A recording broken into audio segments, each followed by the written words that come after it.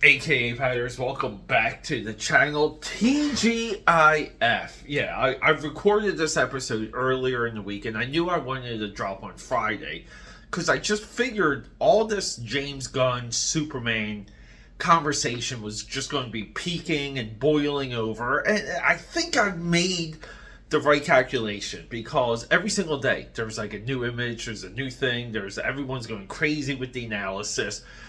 This is all good stuff, by the way, people. It just gets more and more individuals, people like myself, just excited and curious about the movie. Look, any publicity is good publicity. And I get it, we're in the age of cancellation, but moving on. Guys. Superman. People will say he's too much of a Boy Scout. He can't be ridden today. He's too powerful to be in the story. Like all these dumb, ridiculous things. I thought today I would bring to you my 3 favorite Superman comics. My top 3. Top 3 favorites. It doesn't mean they're the best. One of them I do believe is the best though. But the other 2 are just favorites. And our runner-up is also an uncommon Superman comic book. And I just feel like these books, they really do capture the idea of the character. And no, I refute the idea that Superman is too powerful to write or to be in a story or to do. Part of the joy of creating a Superman comic book, and I'm not saying movie, but comic book, is you find a way to depower him just enough to get through the adventure, right, and at the end he needs to tap into another one of his resources to power through. Simple stuff. Now, editors and editor-in-chief should be able to explain this to anyone working on a Superman title. So with all of that, let's just hit the drawing table. I wanted to show you guys my 3 favorite Superman books with 1 runner-up.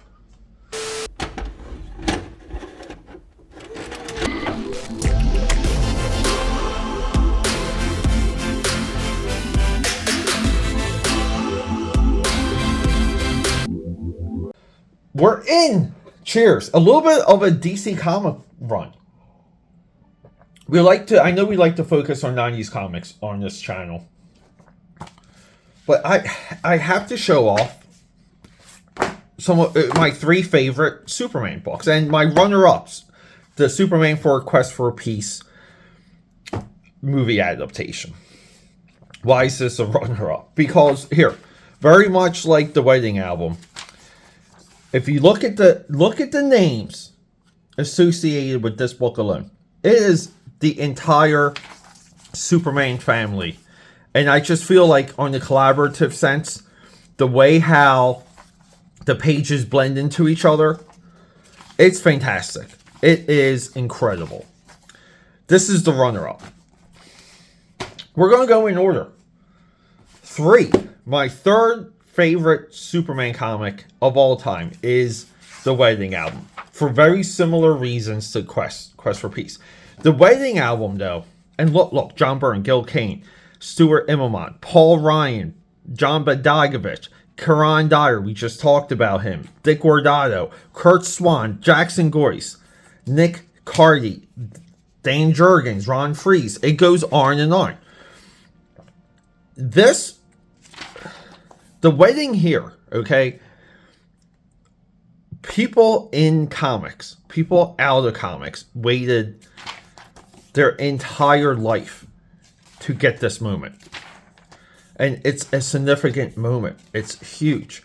It's also character building. We get more into what makes the Lois, the Lane family tick, the Kent family tick, the dynamic elements of Lois and Clark was a TV series, but we get inside. Look, you can pick out some of the Kurt Swan here, but yeah, we get full insight. Some of the, again, lost supporting characters. I just love this book. I love this book so much.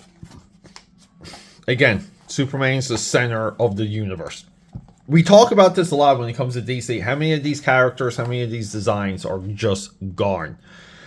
Anyone that's attached to the history of it all, whenever you draw like a universe sharing shot and you have Superman there, you have to have Shazam in close eyesight. Anyone that knows the actual history. But this is great. Look at Tom Grummett here. Tom Grummett, best faces in comics at the time. Best faces, gray hair. What was it? Weapon Zero for Image? Look, or Section Zero? Look that up.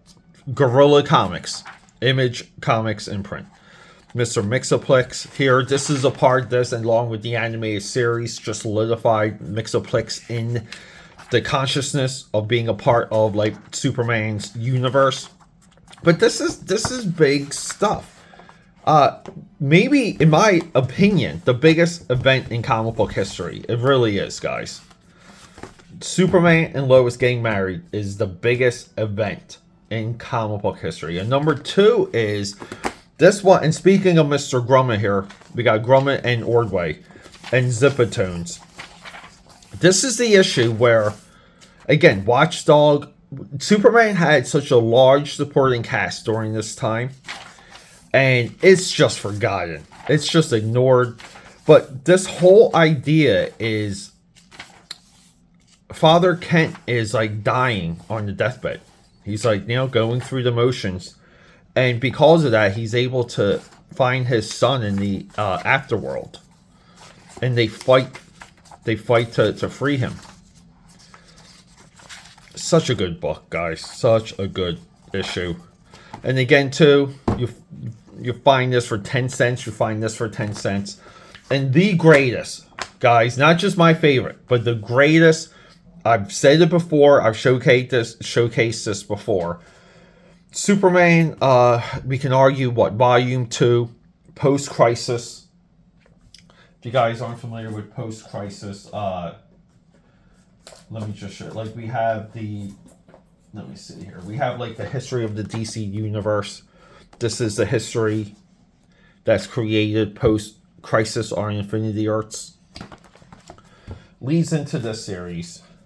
But we get Lex Luthor. And we have John Byrne, Terry Austin. So Lex Luthor gets his supercomputer. And he's like, look, a-holes. Can we use, like, my technology and my fortune and my resources? Can we use everything? And can we just calculate, like, Superman's secret identity? Because I'm pretty convinced he has a secret identity. I'm convinced this guy walks the earth. So he does it. And what happens at the end?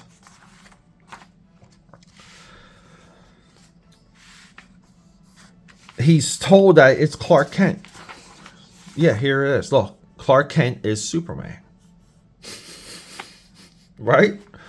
And he's like, oh my God, the machine's broken. Such a good issue, guys. Smaller, more impactful storytelling. That's what's missing today. I would like to tease that this is the beginning of like a larger Superman. Like, we will always discuss John Byrne and Superman. The Roger Stern stuff I like. The Jim Starlin stuff I like. There's runs that are really good that I dig. The Men of Action coming in to, the Ben 10 team, essentially. They come in. They do great work in the early 2000s. But I can't promise we're going to get deeper into some of these. We may get deeper into, like, what surrounds Adventures 500, what surrounds the Wedding album. We've detailed what surrounds Superman. But part of the point of this video is there's so much dialogue out there about there not being good Superman books, or he's a hard character to write, and this and that. Guys, you read these, it's a joy. He's a great character to write. If you're a creative person, Superman is your subject, not the Dark Knight. I'm sorry.